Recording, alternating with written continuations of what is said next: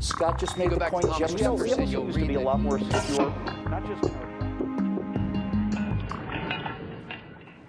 Hi, everybody. I'm Steve Green. This is Trifecta, and this week I'm hosting a three-part look at the state of space travel in the wake of the Spaceship Two tragedy and the explosion of that Antares supply rocket in Virginia. Yesterday, in part one, we looked at private spaceflight's terrible week, including the death of one pilot and the serious injury of another. Today, I'd like to show you how we got into this mess, and now I think we're going to get back out of it. To do that, let's get Scott Ott and Bill Whittle into their tiny rectangles and get this started.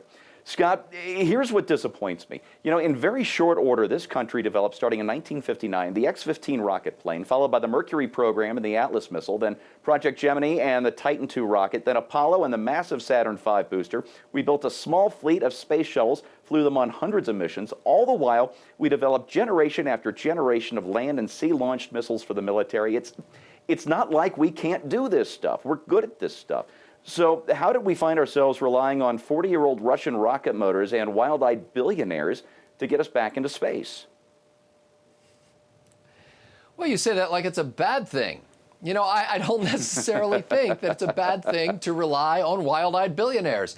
And even things like 40-year-old Russian rocket engines. That may sound weird, but the Russians have a habit of building things that are kind of stripped-down versions with less features than we do in the United States. They build very basic, generally solid things, you know, so you wind up with machine guns that last for 50 years because they're built in a very solid, basic way. So, you know, I don't think that this week, as horrible as it was, is going to be looked back on ultimately as the worst week that ever was. I think that the more people that are involved in the exploration of space, the more companies, the more crazy billionaires that are involved in experimenting, the better off we are. In a way, I believe that what we did as a nation through NASA was kind of the basic research that government is relatively good at. Unfortunately, they waste huge amounts of money and vast periods of time and usually lives in the process. But they sort of blaze the trail so that now that kind of technology is available. It's sort of like it's, you know, satellite location GPS technology that was developed in essence for military use and for the government to use, but now it's involved and woven into our lives on a daily basis, and we think nothing of it.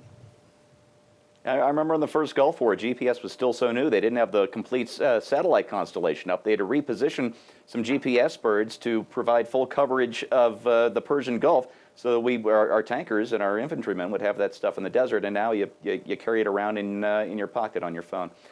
Bill, I'm no rocket scientist, obviously, but to me anyway, it looked like the Constellation project had a solid vision with the Ares 1 and Ares 5 rockets that would get us back to the moon and then send a manned mission to Mars. But in 2009, President Obama canceled Constellation, saying it was over budget, behind schedule, and lacking in innovation. Now, do you think the president was right about Orion, and why, after 5 years, have we still not developed an alternative? You got me speechless, Steve. I'm about to say something I don't think I ever said in my life. I completely agree with Barack Obama on that. Constellation was basically a souped-up Apollo program, and it was, in fact, not very innovative, way over budget, way over schedule. They did one launch of the Ares is based on a solid rocket booster, and at separation, the booster hit the top stage, banged right into it. That was the only launch they got. They had a capsule that they'd been working on for years, never flew. SpaceX, on the other hand, with their Dragon capsule, did the first flight out of the gate was perfect. I would like to go a little bit to one of the things you used a minute ago on Scott's question. You said we had X-15 rocket planes, and we had rockets to the moon, and we had Saturn V's, and we had all this other stuff. But I'd like to remind everybody out there that we had crashes of X-15 rocket planes in the Mojave Desert. Yeah. They crash in the Mojave Desert. Lifting body crashes in the Mojave Desert at the beginning of the $6 Million Man. The X-15 program had fatal crashes. When we went to the moon, we had a series of rocket explosions all the way up to the Saturn V, which in fact was faultless. But there were rocket crashes and explosions all the time to get to the moon. And we talk about having a robust space shuttle program. Needless to say, we lost 2 of those as well. So when you look back on these signature successes, it's easy to paper over the fact that those successes were paved with catastrophic failures, and in many cases, fatal failures. And in the case of the space shuttles, 7 people each on each one of those accidents. I think for the sake of Yeah, I closing don't this think- thought, the demon that we're fighting is not gravity, it's not high temperatures, it's not high aerodynamic pressures, it's certainly not incompetence, and it's not carelessness. The demon that we're fighting is we don't know what we don't know. It's just that simple. Yeah. We don't know what we don't know. We do what we can to prepare for the things that we know. And as Rumsfeld said, it was a brilliant statement. It's not his, but it's really true. There are known knowns, there are known unknowns. We don't know what might happen under these circumstances.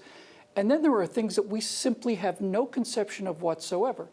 And I have come to believe, watching the history of spaceflight and aviation, that there is a price that has to be paid in terms of lives to figure out what the unknowns are and get procedures for those things. Yeah, can you imagine if Lewis and Clark had gotten their crew and their gear together there in St. Louis and gazed west and said, looks hard. All right, folks, you want to hear a remarkable statistic. I never get tired of this. At the height of the space race, nearly 5 cents out of every federal dollar went to NASA. Now, in today's money, that would be a $43 billion budget. We'll spend about a third that much this year, with a lot of that going to International Space Station, which does not a whole lot and for a whole lot of money. But we probably couldn't spend $43 billion on NASA today, even if we wanted to, because entitlement spending has risen from 22 cents on the dollar back in 1966 to 66 cents of every federal dollar today. And we borrowed another $500 billion of those just this year. So the money isn't there. It isn't going to be there. So those wild-eyed billionaires like Richard Branson and Elon Musk, well, let's hope they never stop dreaming. I know we won't. Stay tuned for part 3, where we're going to get a little personal, but that one's for members only, and I hope you join us. For Bill Whittle and Scott Ott, I'm Steve Green.